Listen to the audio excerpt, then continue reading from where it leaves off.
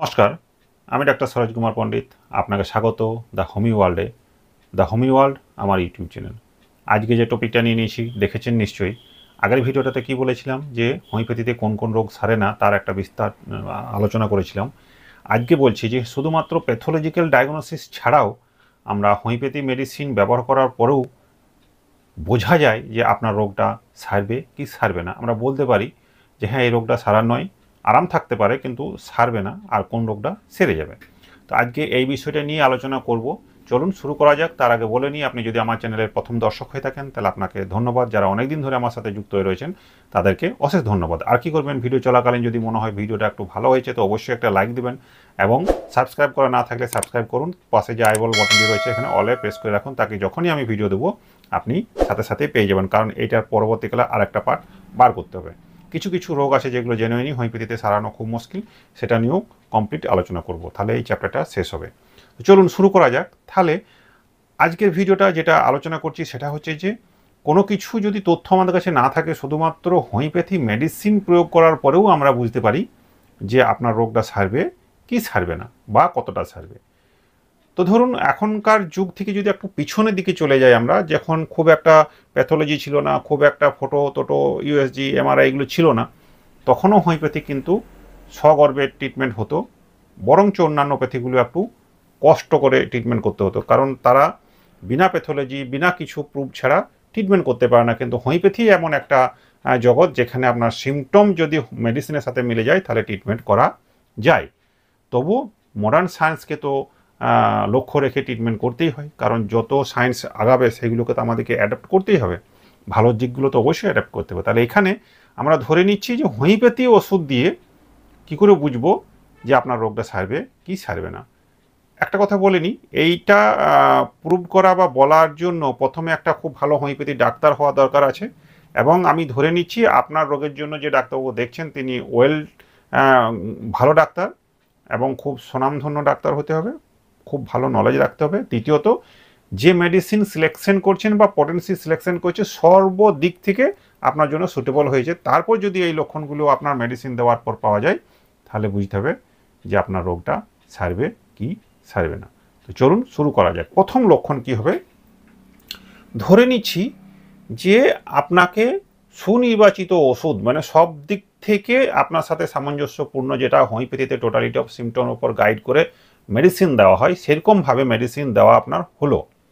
হওয়ার পর কি হবে, যে যদি দেখা যায় যে দীর্ঘদিন ধরে হোমিওপ্যাথিক অ্যাগ্রাভেশন হচ্ছে। হোমিওপ্যাথিক অ্যাগ্রাভেশন সম্বন্ধে আমার অনেক ভিডিও আছে, এখানে যাবে আপনারা দেখে নিন। শর্টকাট বলে দিই যে হোমিওপ্যাথি দেওয়ার পর তিনটে জিনিস হয়, রোগটা যেমন ছিল তেমনই থেকে যেতে পারে, আর রোগের যে লক্ষণগুলো সেগুলো বেড়ে যেতে পারে, বা অন্য কোনো রোগেরও লক্ষণ দেখা দিতে পারে। তো এখানে হোমিওপ্যাথি অ্যাগ্রাভেশন মানে হচ্ছে যে মানসিকভাবে অনুভব ভালো করলেও কিন্তু রোগ লক্ষণগুলো বেড়ে যাচ্ছে।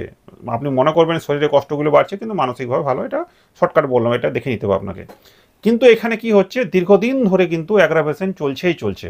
অর্থাৎ আমাদের কি হয়, হোমিওপ্যাথি দেওয়ার পর যদি ভালো ডাক্তারের হাতে পড়ে তাহলে অ্যাগ্রাভেশন তো হয়, সেটা সব থেকে ভালো, একটু বাড়া উচিত, কিন্তু সেটা দীর্ঘদিন স্থায়ী হওয়া উচিত নয়। কিছু দিনের পরেই সেটা নর্মাল হয়ে যায় এবং আপনি মেন্টালি এবং ফিজিক্যালি খুব সুস্থ অনুভব করবেন।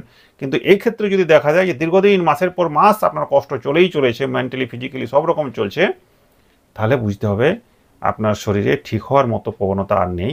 আরাম থাকতে পারেন কিন্তু সারবেন বলে মনে হয় না, এইটা একটা হতে পারে। 2 নম্বর কি হবে, হঠাৎ করে আমি মেডিসিন আপনাকে দিলাম, সুনির্বাচিত মেডিসিন দিলাম, প্রথমে বলে নিচ্ছি ভালো ডাক্তার এবং টোটালিটি অফ সিমটম করে মেডিসিন প্রপার হয়েছে পটেন্সি সমেত, তাহলে কি হবে, যদি দিলাম আর দেওয়ার সাথে সাথেই হঠাৎ করে আপনার লক্ষণগুলো ঠিক হয়ে গেল, আরাম হয়ে গেল, কিন্তু কিছুদিনের মধ্যেই পুনরায় যদি সেই লক্ষণগুলো ফিরে আসে, অর্থাৎ মেডিসিন দিলাম আরাম হয়ে গেল হঠাৎ করেই, কিছুদিনের মধ্যে আবার সেই পুনরায় সেই লক্ষণগুলো যদি ফিরে আসে, যেমন আমরা দেখি কিছু দুরারোগ্য রোগ বা ক্যান্সারের ক্ষেত্রে এগুলোতে এরকমই হয়, তখন বুঝতে হবে আপনার কিন্তু রোগ সম্পূর্ণরূপে নিরাময় হওয়া সম্ভব কিন্তু নয়।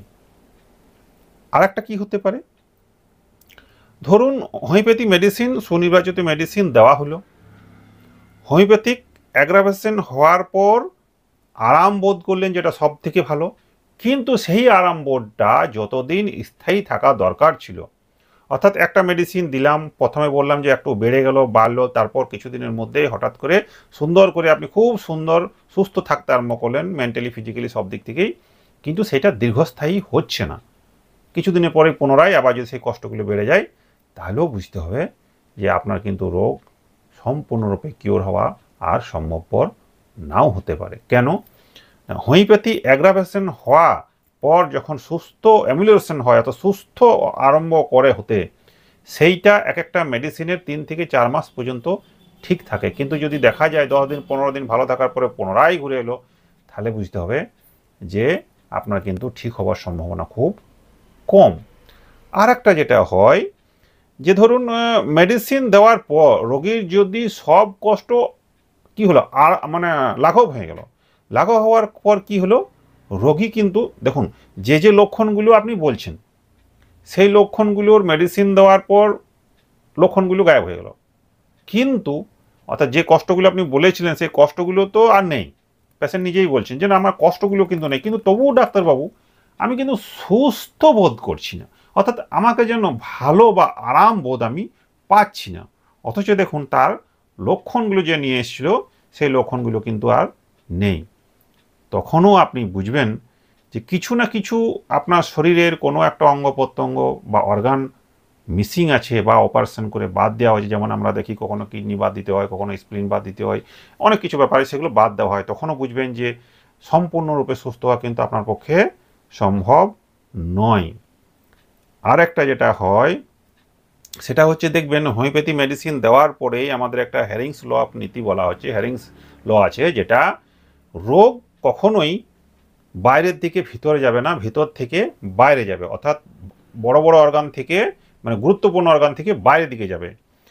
সেই কারণে যদি কখনো আপনি ট্রিটমেন্ট ধরুন স্কিনের ট্রিটমেন্ট করাচ্ছেন, সেই স্কিনের ট্রিটমেন্ট করাতে যে স্কিন ভালো হলো বা না হলো, হঠাৎ করে যদি লাংসের বা হার্টের কোনো প্রবলেম দেখা দিয়ে দেয় যেটা আগে ছিল না, তাহলে বুঝবেন আপনার রোগ কিন্তু ভালো হওয়ার দিকে যাচ্ছে না, সেটা কিন্তু ভালো নয়, আপনার ঠিক হওয়ার সম্ভাবনা কিন্তু কম। একটা উদাহরণ দিয়ে বুঝালাম। এই সমস্ত নীতিগুলো যদি আপনি দেখেন তাহলে বুঝবেন অনায়াসেই।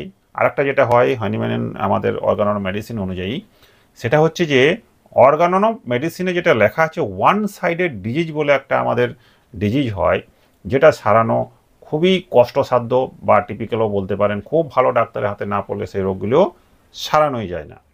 আরেকটা হয় সেটা হচ্ছে ঔষধজ ক্রনিক ডিজিজ বা আর্টিফিশিয়াল ক্রনিক ডিজিজ।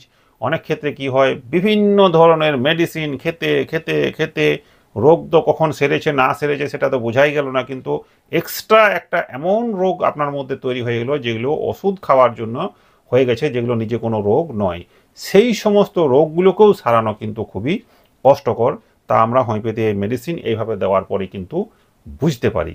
এরপরের যে ভিডিওটা আমি বলবো সেটা হচ্ছে যে পার্টিকুলার কোন কোন জায়গাতে হোমিওপ্যাথি খুব ভালো কাজ করতে পারে না বা করা আমাদের ট্রিটমেন্ট থেকে দূরে থাকাই ভালো, সেটা সবিস্তারে আলোচনা করব। ভিডিওটা সাবস্ক্রাইব করে রাখুন, পরে যখনই আমি ভিডিও দেবো আপনি পেয়ে যাবেন।